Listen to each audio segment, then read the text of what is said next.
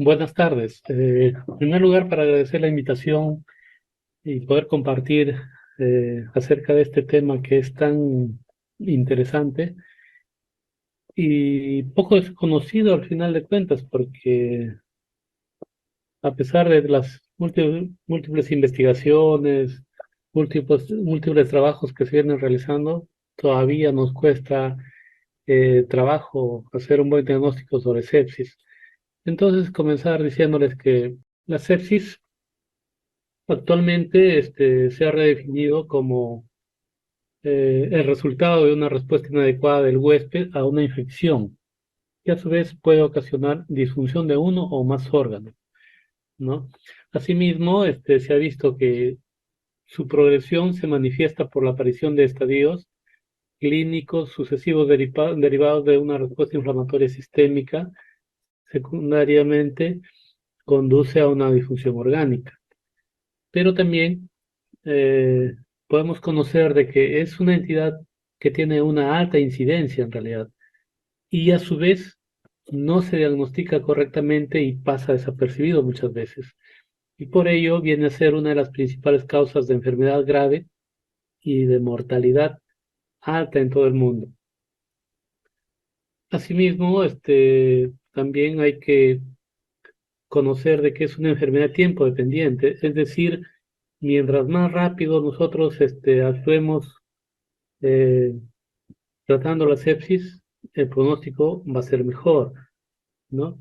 Por lo tanto, va a aumentar la sobrevivencia luego que se inicia tempranamente el tratamiento antibiótico y el soporte hemodinámico adecuado. Ahora, los pacientes que sobreviven a un cuadro de sepsis muchas veces van a tener secuelas, o sea, problemas físicos, psicológicos y cognitivos prolongados. Pero ustedes dirán, ¿por qué problemas físicos? Porque este paciente muchas veces va a estar postrado por muchos días y muchas veces va a tener necesidad de soporte ventilatorio mecánico, soporte vasoactivo, etcétera. Entonces, todo ello conlleva una postración en cama que también genera una atrofia muscular, etcétera. Entonces, condiciona problemas físicos.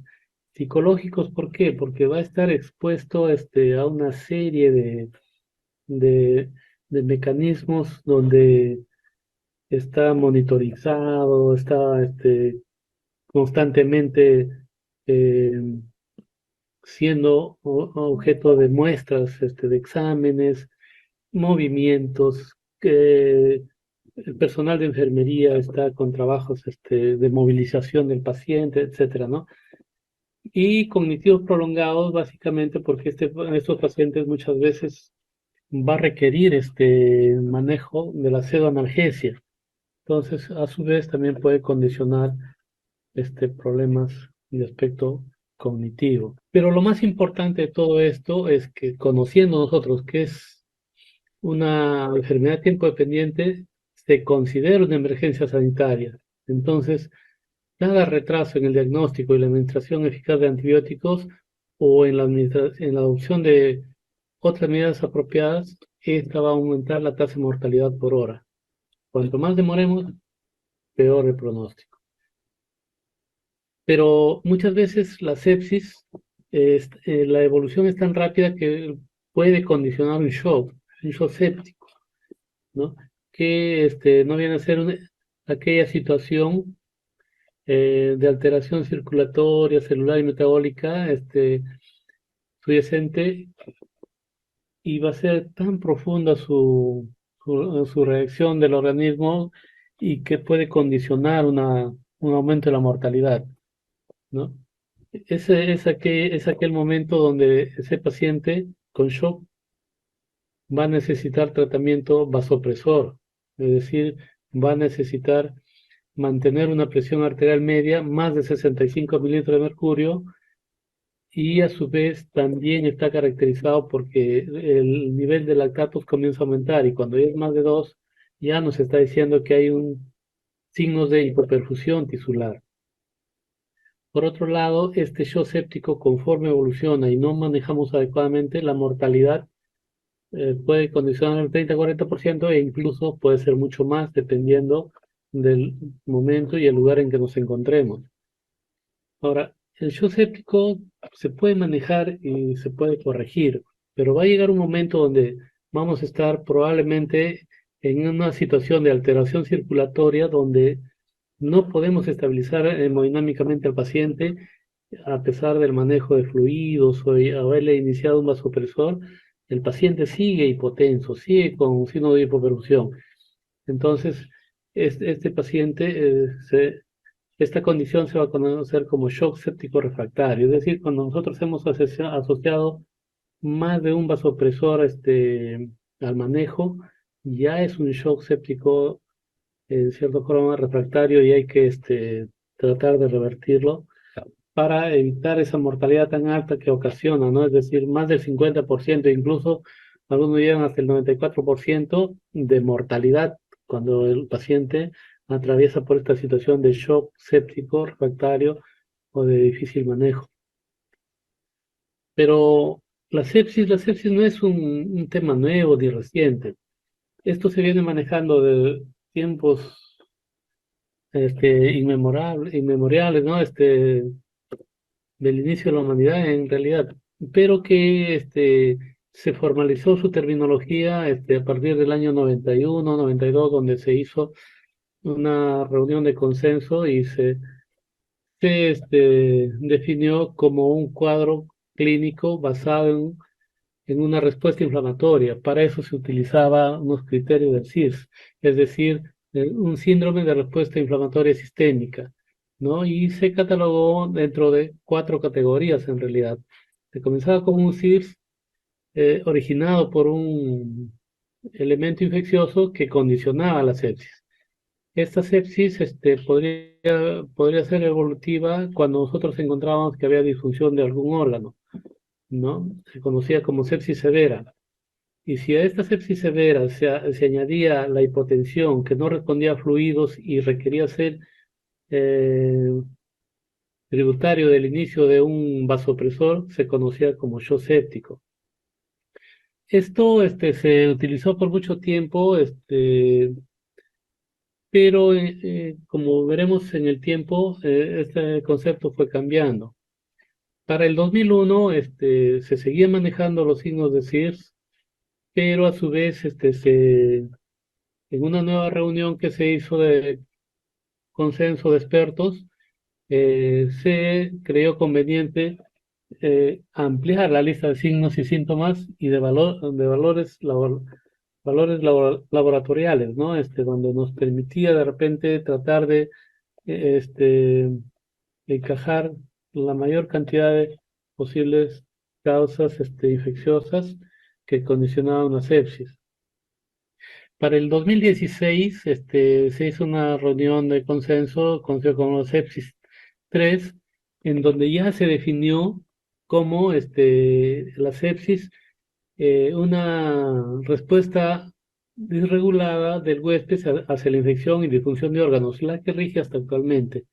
Y para ese momento también se eliminó de esta fase evolutiva la parte de la sepsis severa y se eh, condicionó a que solamente se defina como sepsis y shock séptico en su parte evolutiva, ¿no? Y a su vez también se adquirió, por decirlo de alguna manera, otros criterios para descubrir una sepsis. Por ejemplo, si el paciente estaba fuera de una unidad crítica de cuidados intensivos, eh, ¿cómo diagnosticábamos la sepsis? Para eso este, se creó el término de quick SOFA, es decir, un score rápido este, para detección de sepsis en pacientes que no estaban en UCI, ¿no? Y por otro lado, también se recogió el término de SOFA, es decir, para aquellos pacientes que estaban en una UCI y estaban desarrollando una sepsis. Es una forma de reconocer estos cuadros de sepsis, ¿no?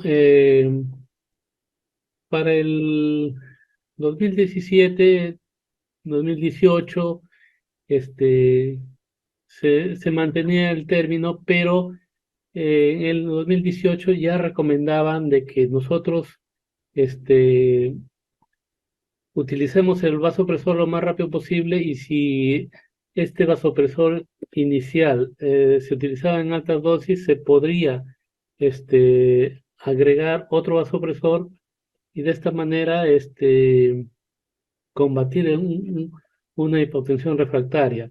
Es decir, evitar que los cuadros de vasodilatación sigan progresando y generen más daño al paciente. Eh, para el 2021 se reforzaron estas definiciones en cuanto a la sepsis, shock séptico. Y nosotros podemos ver, como le decía, en el año 92 se empezó como sepsis severa, shock séptico, condicionado por la presencia de las variables del CIRS, es decir, con temperatura más de 38 o menos de 36, frecuencia cardíaca más de 100, frecuencia respiratoria más de 20, una cuenta leucocitaria más de 12.000 glóbulos blancos o menos de 4.000 o más del 10% de abastonados. Eso fue para el 1992.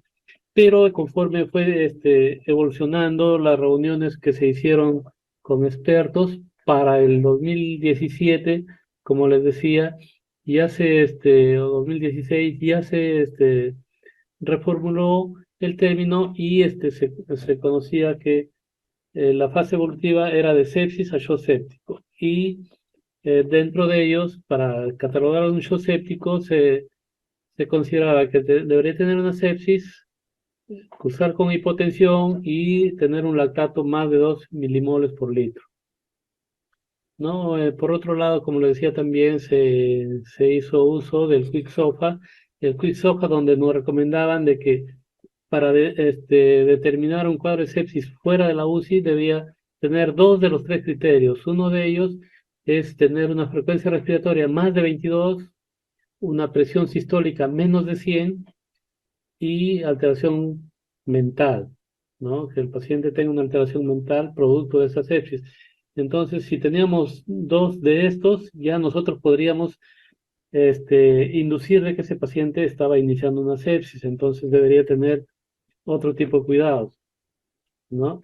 Eh, entonces, como le decía, la sepsis es una entidad que ha sido muy estudiada, sigue siendo muy estudiada, y esto hizo de que eh, la Organización Mundial de la Salud y la Alianza Global para la Sepsis determinaran que el día 13 de septiembre se considere el Día Mundial de la Sepsis.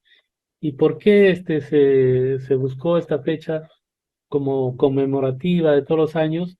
Es porque se trató de generar y dar importancia al conocimiento de esta enfermedad que, como les decía, es muy frecuente pero poco conocida. Entonces, el objetivo principal era lograr disminuir la cifra de personas fallecidas que hayan sido afectadas por la sepsis. Pero de todo esto, ¿qué dice la Alianza Mundial Global de la Sepsis? Nos dice que aún en estos tiempos donde se trata de dar el mayor alcance posible, porque con este Día Mundial de la Sepsis en todo el mundo se trata de difundir lo nuevo de cada año que se va conociendo sobre la sepsis, pero a pesar de ello se ha visto que no es lo suficiente para frenar estos cuadros de sepsis, que vienen a ser una de las complicaciones clínicas mortales más prevalentes, pero mal diagnosticadas, y que en el 2017 la Organización Mundial de la Salud lo designó como una prioridad mundial, ¿no? Entonces, se ha visto que en la mayoría de los países todavía no se implementan programas educativos integrales sobre prevención, identificación y manejo de la sepsis. Ustedes habrán podido ver de que cada vez, por ejemplo, conocemos más sobre la diabetes, conocemos más sobre el stroke, pero en cuanto a sepsis, muy pocas veces escuchamos que nos estén tratando de orientar o de hacer conocer. Si bien es cierto, en la parte médica muchos los conocemos, pero en la parte de la población no. Entonces el objetivo es ese, de que se vaya haciendo más conocida y se traten de tomar medidas preventivas y de identificación y manejo de la sepsis.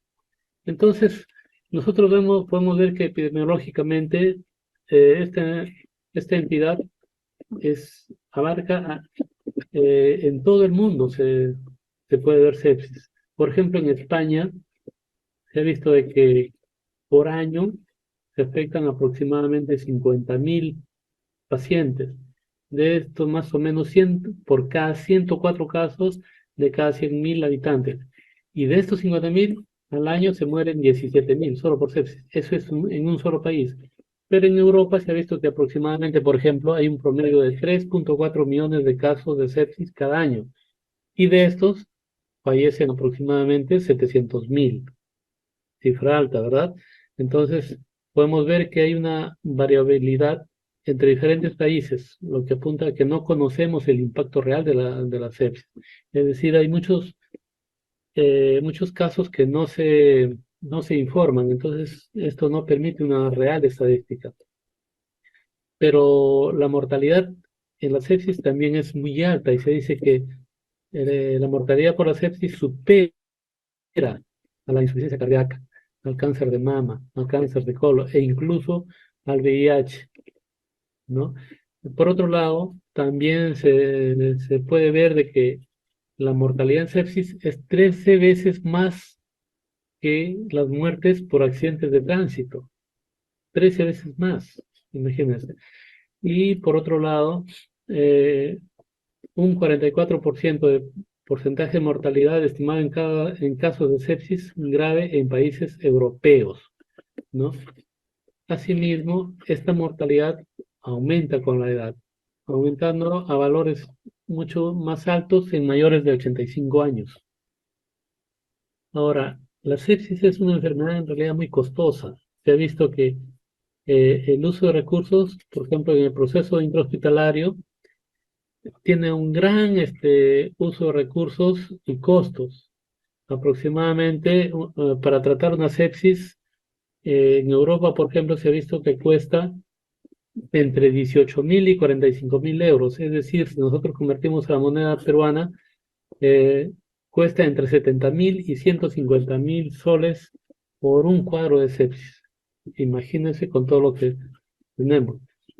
Y se ha visto también que la supervivencia disminuye un 7% por cada hora que nos retrasamos en la correcta administración de antibióticos. Y si nosotros hablamos a nivel mundial, se puede conocer de que aproximadamente entre 27 y 30 millones de personas al año desarrollan sepsis.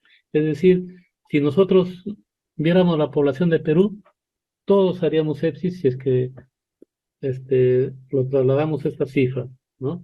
27 a 30 millones de personas al año desarrollan sepsis. De estos, aproximadamente entre 7 a 9 millones fallecen. Es decir, un paciente cada 3,5 segundos muere a causa de la sepsis. ¿Ah? Imagínense, uno cada 3,5 segundos, menos de un minuto. Ahora, los pacientes que sobreviven a las consecuencias a la sepsis pueden afrontar consecuencias de por vida, ¿no? Mucho va a depender de cuán difícil o en cuánto haya progresado esta sepsis. Ahora, es un proceso de alta mortalidad, es cierto, pero nosotros tenemos que abocarnos a conocer cuáles son esos factores que hacen posible que esta mortalidad aumente. Y dentro de ellos tenemos, por ejemplo, el envejecimiento, la inmunodepresión. Es decir, ustedes saben que nuestra población cada vez es más vieja, por decir, la esperanza de vida cada año aumenta.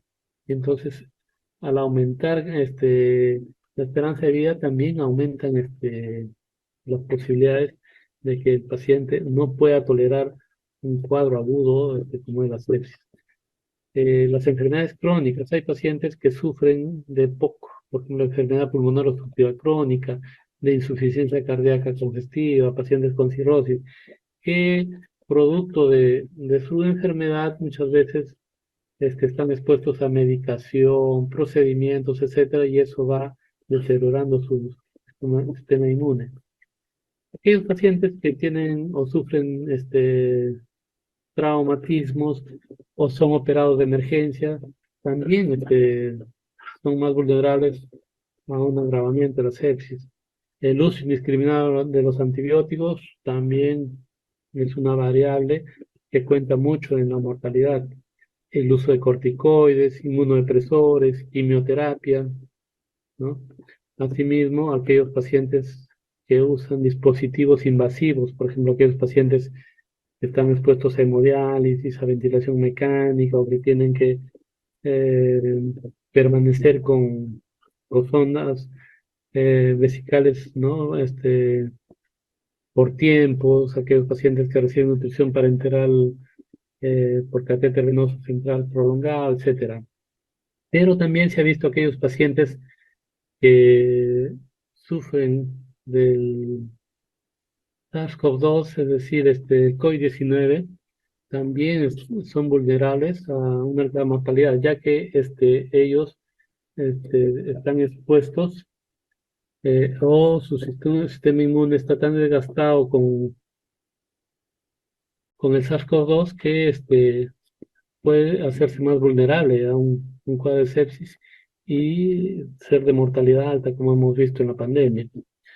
Ahora, la sepsis sigue siendo una principal causa de muerte por infección, a pesar de los avances de la medicina moderna, a pesar de las vacunas, nuevos antibióticos, cuidados intensivos, sigue siendo una causa alta de mortalidad. Pero la sepsis, ¿cómo empieza? La sepsis empieza con una injuria, en estos casos, un germen, sea gram positivo, gram negativo, virus, ¿no? Esto va a hacer que este, nuestro organismo interactúe con patrones moleculares asociados al patógeno y con patrones moleculares asociados al daño.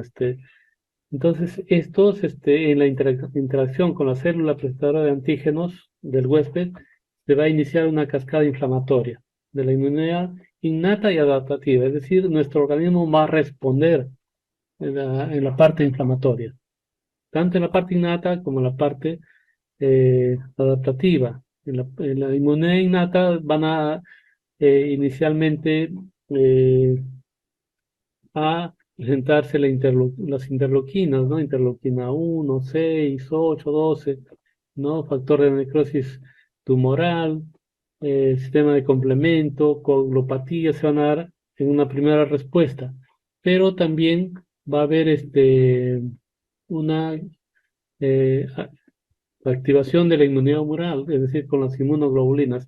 Esto va a generar que nuestro organismo entre comillas, se defienda dentro de la injuria infecciosa.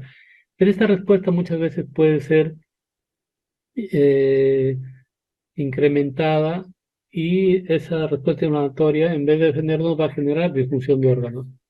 Entonces, a su vez, va a activarse la respuesta antiinflamatoria, tratando de controlar esta respuesta inflamatoria, pero eso que puede condicionar de que entre esa lucha de la respuesta inflamatoria y la antiinflamatoria se puede generar eh, una fase que se llama de inmunoparálisis, es decir, en un momento donde el organismo va a quedar vulnerable y puede generar mayor presentación de una infección. Ya este, se puede haber afectado por virus, no infecciones nosocomiales, etcétera, y va a producir más daño, ¿no?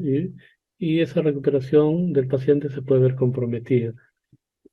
Entonces, decíamos que la sepsis va a generar una respuesta multifacética en el huésped este, a un agente infectante. Y esta puede ser ampliada significativamente por factores endógenos.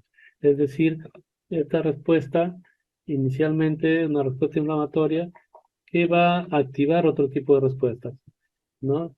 Entonces, la sepsis implica la activación precoz de una respuesta proinflamatoria y antiinflamatoria. Estas a su vez pueden activar respuestas no inmunológicas, como por ejemplo la parte cardiovascular, neuronal, neurovegetativa, hormonal, bioenergética, metabólica y de la coagulación. Es decir, se van a activar otras vías.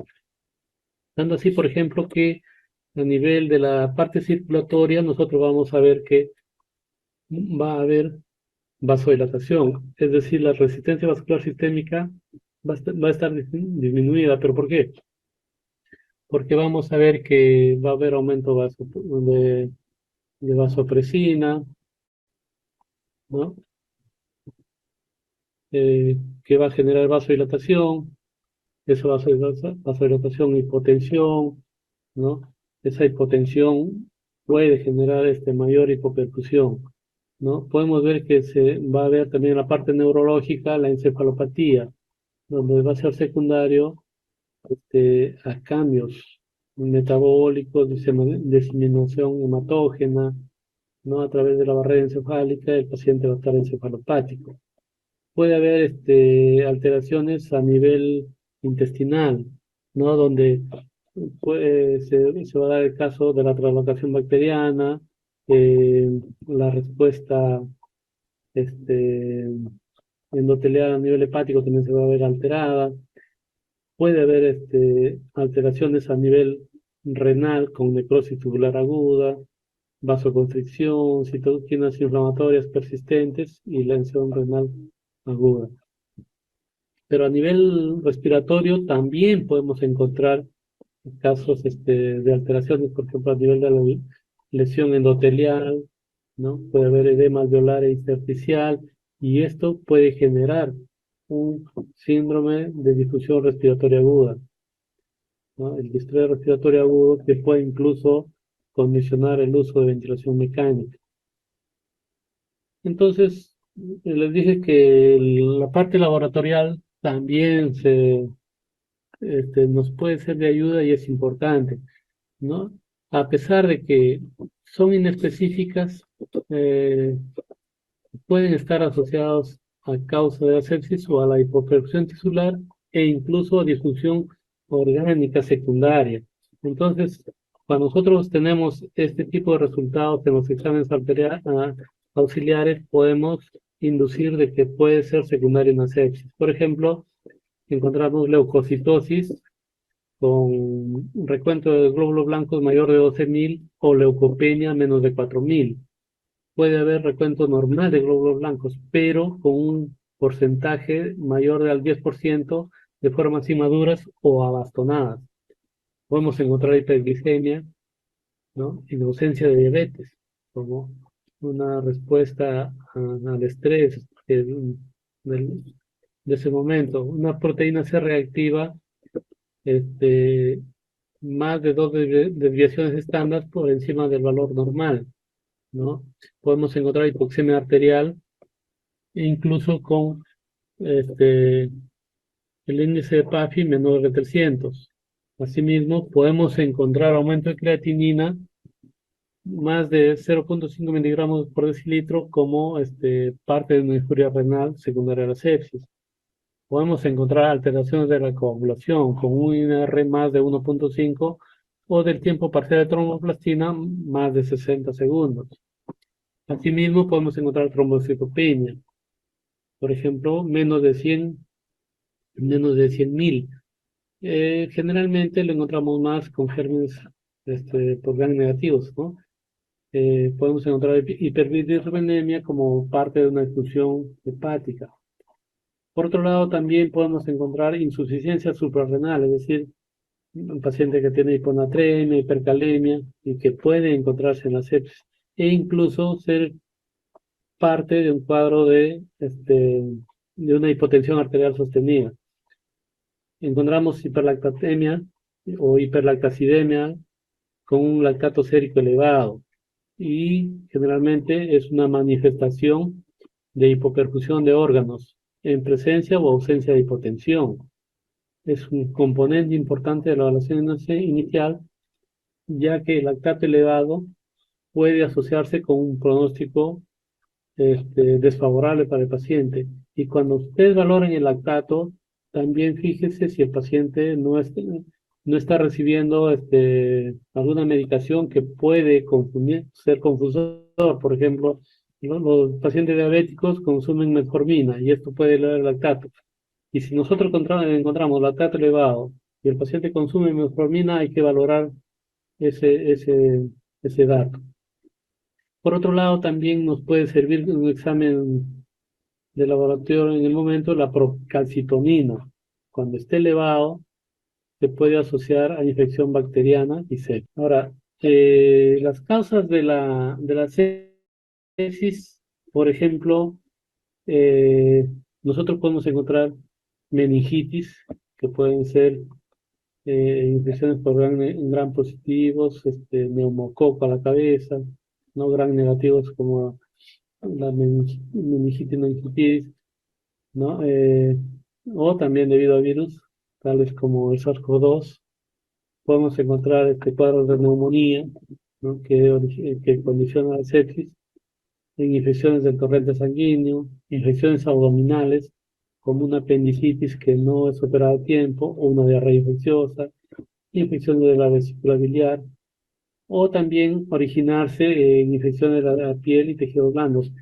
Por ejemplo, en casos sobre todo de pacientes que están postrados y han generado lesiones ulcerosas, úlceras de presión, como lo conocemos, y estas se pueden infectar y ser origen de una sepsis.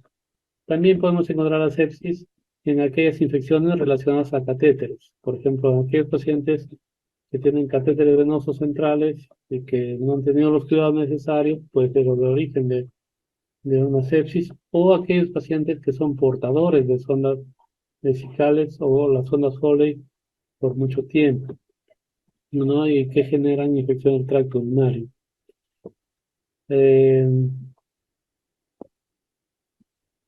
las fuentes más comunes de infección que se han estudiado va a ser los pulmones, ¿no? En la parte de los pulmones, el 64% son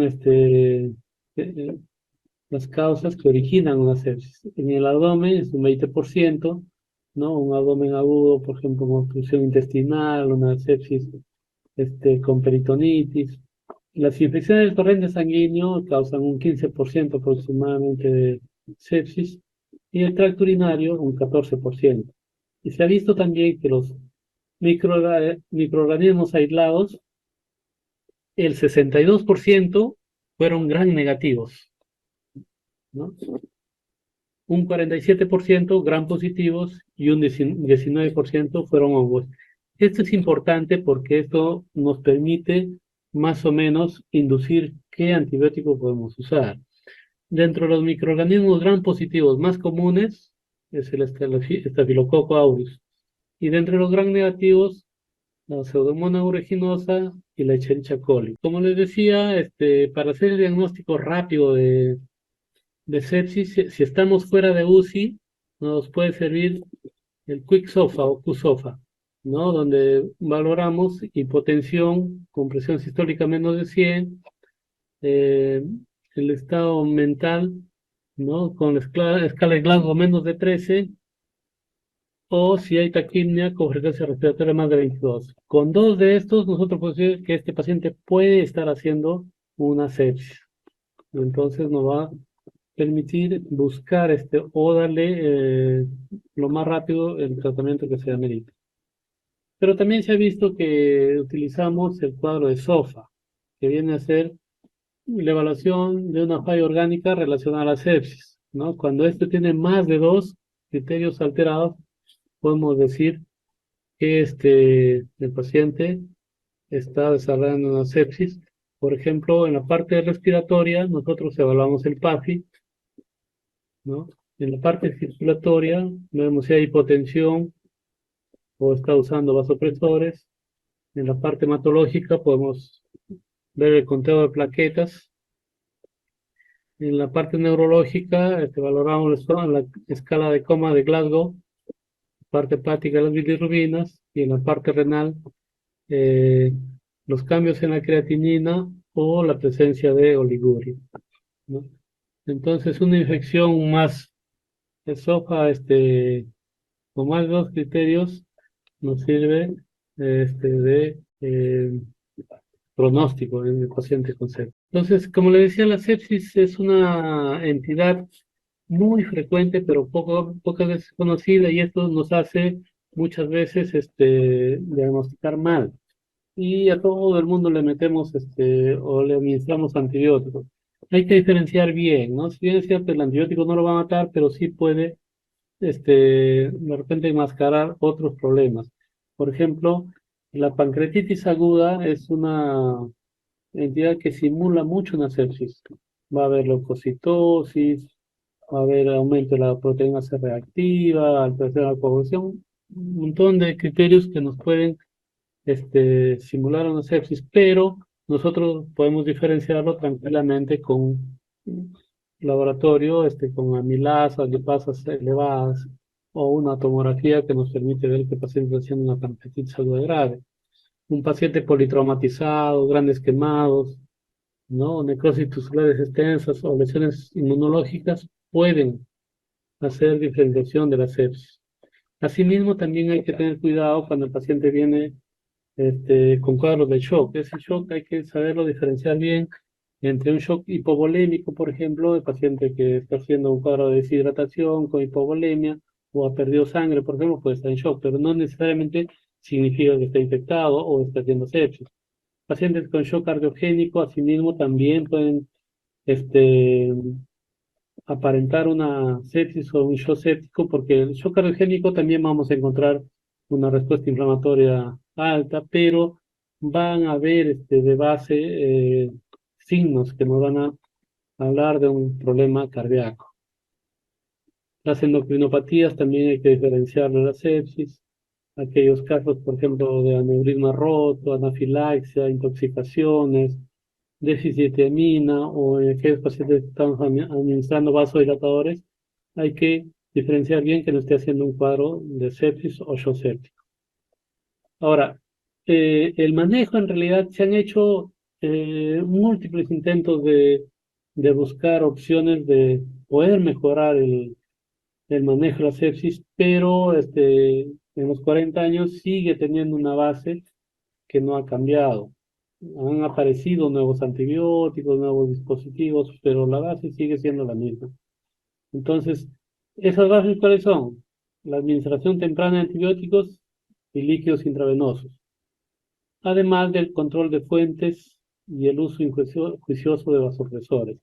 Entonces, nosotros podemos ver que el manejo de la sepsis tiene que ser lo más tempranamente posible. Una vez que uno lo sospecha, y tiene indicios de que puede estar haciendo una sepsis, lo primero que tiene que hacer es estabilizar hemodinámicamente e inmediatamente este, control y detección de la infección e inicio de antibióticos, ¿no? Entonces, en la estabilización hemodinámica nos vamos a guiar, por ejemplo, del lactato sanguíneo, ¿no? Entonces, utilizamos fluidos endovenosos y, si es necesario, agentes vasopresores.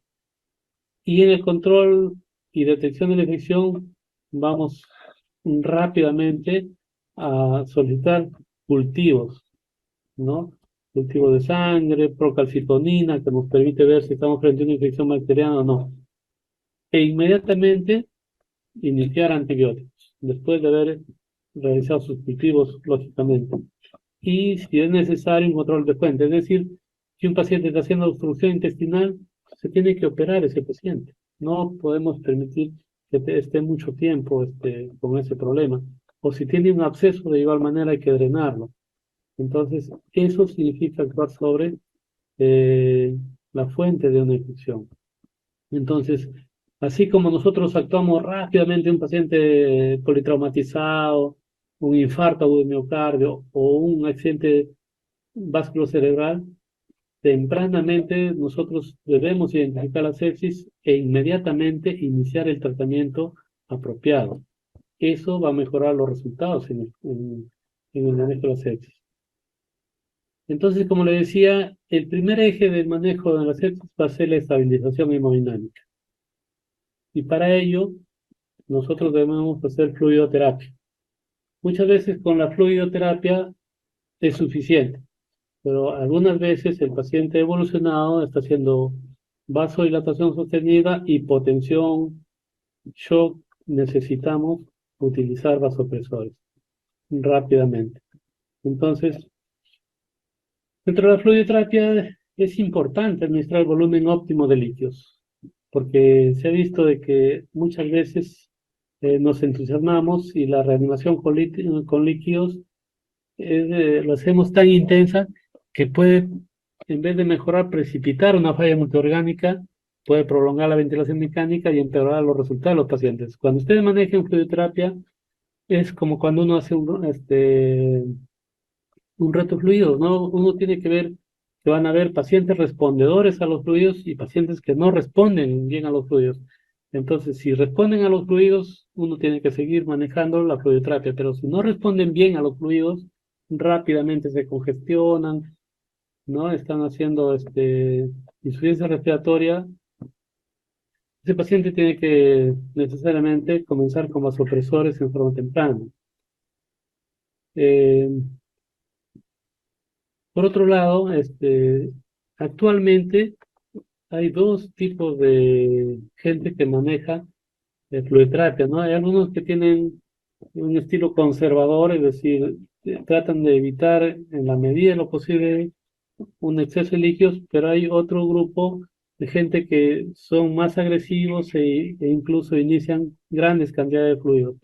Pero hay que tener cuidado, porque tanto la parte conservadora de pocos fluidos puede generar daño, porque no está enviando una cantidad suficiente de fluidos que permitan un mejor transporte de oxígeno, puede generar más daño.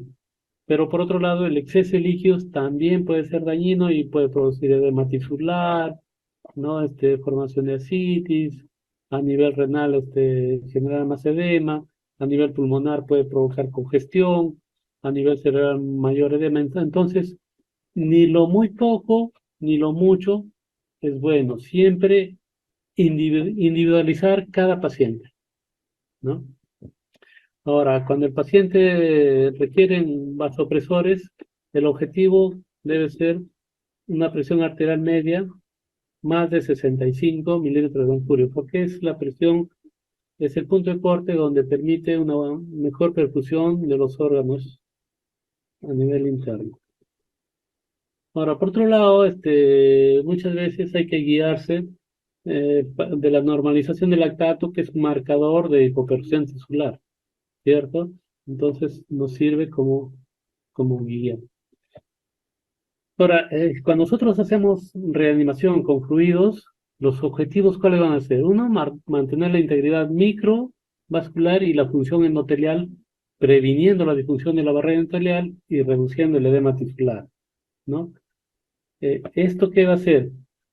Promover la administración y suministro de oxígeno y nutrientes a los tejidos y además apoyar la función de los órganos durante la enfermedad crítica de la sepsis. Por otro lado, la restauración del volumen intravascular va a apoyar la mejora en la función renal, es decir, aumenta la diuresis, ayuda a eliminar los productos de desechos metabólicos, va a ayudar a estabilizar el equilibrio electrolítico y ácido base, lo que también va a conllevar a que se mantenga la homeostasis celular. En cuanto nosotros estabilicemos al paciente y vemos que el paciente aún requiere manejo de fluidos, estos deben continuar en tanto la hemodinámica siga mejorando. Nosotros podemos ver en este cuadro, por ejemplo,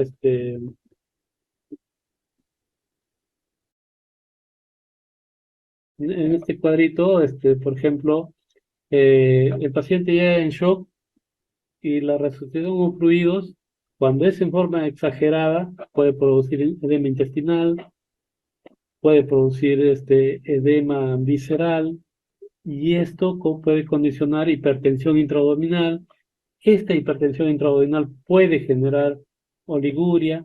Esta oliguria, ¿qué va a llevar? Más fluidos, más daño.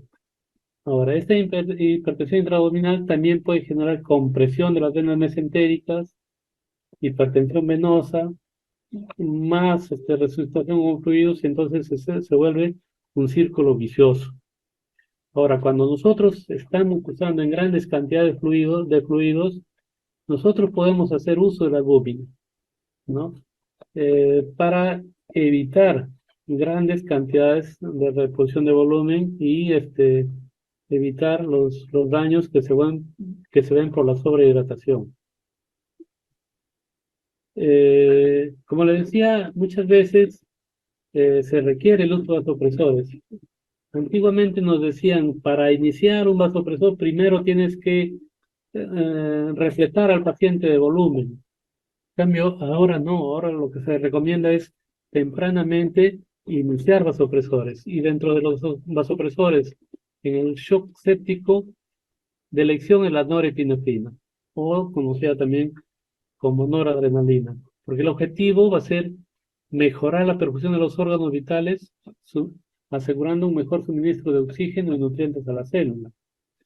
Pero si nosotros ya usamos la noradrenalina y no mejora esta hemodinamia, se recomienda actualmente adicionar rápidamente la vasopresina. O en algunos lugares, dependiendo, iniciar o adicionar la epinefrina, con la Doctor, intención de dos elevar la minutos. presión arterial media y a su vez disminuir la dosis altas que estemos usando de la norepinefrina o noradrenalina. Entonces lo que se busca es disminuir esas dosis altas que hemos comenzado a usar en vista de que la presión arterial media no sube, no mejora. Seguimos elevando la dosis de noradrenalina, pero dosis tan altas también pueden ser dañinas. Entonces, en esos casos nos recomiendan adicionar ya sea vasopresina o epinefrina. Por otro lado, antes el vasopresor o que más se usaba, por ejemplo, era la dopamina. Actualmente la dopamina se ha quedado como una asociación a la noradrenalina en casos de pacientes que tienen, por ejemplo, bradicardia, ¿no? O necesitan su efecto inotrópico, podemos usar la dopamina. Pero actualmente no se recomienda la dopamina como un protector renal. Antes se utilizaba la dopamina para proteger riñón, ahora no. Ya se ha excluido dentro de la recomendación. Por otro lado, el paciente que persiste con hipoperfusión, a pesar de una buena carga de fluidos y uso de vasopresores, se sugiere uso de dobutamina. Es decir, ustedes ya mejoraron la hemodinamia, pero siguen viendo lactato elevado, zonas de hipoperfusión, comiencen dobutamina. Eh, de preferencia, en todos los pacientes que utilicen vasopresores, de preferencia manejarlo con una línea arterial, que nos va a permitir tener una mejor visión en tiempo real de la presión arterial. Doctor, le quedan 2 minutitos. Okay. Aquí vemos una lista de varios medicamentos ya conocidos por ustedes, ¿no? Igual. Rápidamente también, como le decía, iniciar la terapia antibiótica. Rápidamente, paralelo a la optimización de la hemodinamia, comenzar antibióticos, ¿no? Para iniciar un antibiótico, previamente obtener un cultivo y debe ser en la primera hora que nosotros recibimos y sospechamos de la sepsis, ¿no? Para ello, nosotros debemos usar determinadas características para usar un antibiótico. Por ejemplo, tener en cuenta el sitio anatómico de la infección, prevalencia del patógeno en la comunidad, hospital, etcétera, el patrón de resistencia de estos patógenos, la presencia de efectos inmunes en el paciente, por ejemplo, como neutropenia, esplenectomía, infección por VIH, ¿no? Edad y comorbilidades crónicas del paciente, el uso de dispositivos invasivos, catéteres veno central, urinario. Esto nos va a permitir escoger el mejor antibiótico para ese momento, ¿no? Rápidamente hacer un control de la fuente, por ejemplo, si tenemos una úlcera infectada, curación de la herida, remover la parte necrótica, etcétera. Y si el paciente tiene dispositivos, rápidamente removerlo porque pueden ser la fuente de infección, un catéter venoso central, cambio de sonda urinaria, etcétera. Actualmente hay discusión entre el uso de corticoides o no en el shock séptico. Lo del uso de corticoides en realidad se recomienda en aquellos pacientes que ya se ha usado fluidoterapia, vasopresores, no mejora, entonces se recomienda iniciar la hidrocortisona. Lo que se recomienda es usar 50 miligramos cada 6 horas, ¿no? Y en algunos en infusión continua 200 miligramos por día. Eh, Esto no necesariamente tiene una duración, sino se estabiliza al paciente y rápidamente se puede suspender los corticoides. También se recomienda la transfusión de hemoderivados en pacientes que tienen hemoglobina menos de 7, evitar el uso de eritropoyetina en pacientes con anemia, en pacientes con sepsis. Se sugiere evitar el uso de plasma fresco congelado por alteraciones en la coagulación en el laboratorio si es que no hay sangrado o procedimientos planificados invasivos, no usar este plasma fresco congelado.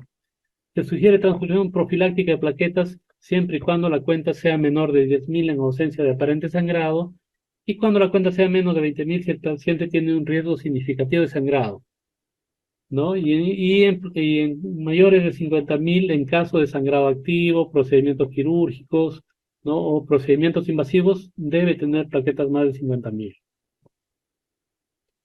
La glucosa lo que nos recomiendan es mantener entre 140 y 180. Si es de difícil manejo y hay inestabilidad hemodinámica, de preferencia infusión de insulina en forma endovenosa continua, ¿no? Bicarbonato de sodio no se debe usar en acidosis metabólica por sepsis, ¿no? Solamente si es que nosotros hemos visto que el paciente tiene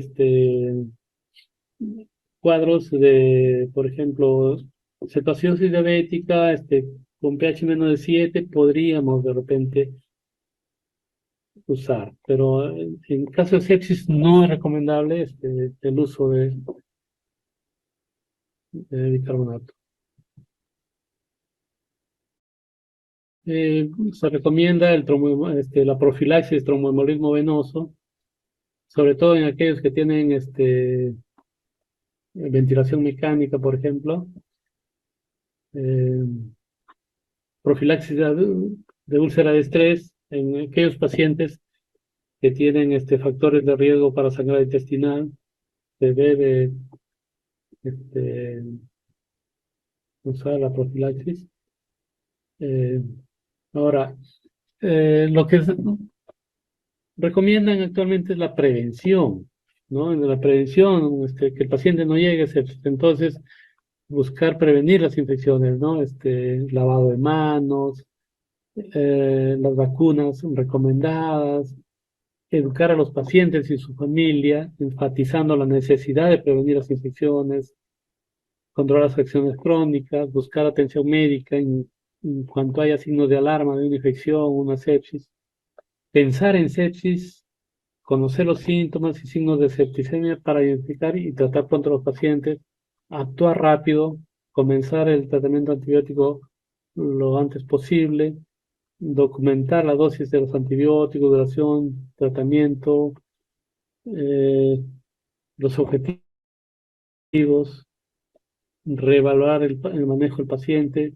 Entonces son medidas de prevención. Los pacientes y familias deben aprender cuáles son los signos y síntomas de la sepsis, saber si tienen un mayor riesgo, por ejemplo, pacientes con comorbilidades crónicas, pacientes diabéticos, postrados, etcétera. Si sospechan de sepsis, buscar atención inmediata. Siempre está preguntando, ¿puede ser sepsis o no? Hablar con un proveedor de atención médica acerca de las afecciones crónicas y las vacunas, practicar buena higiene, como lavarse las manos, etcétera, ¿no? Y por último, se recomienda difundir campañas educativas para mejorar el manejo de este trastorno que puede ser mortal si es que no actuamos rápidamente. Gracias.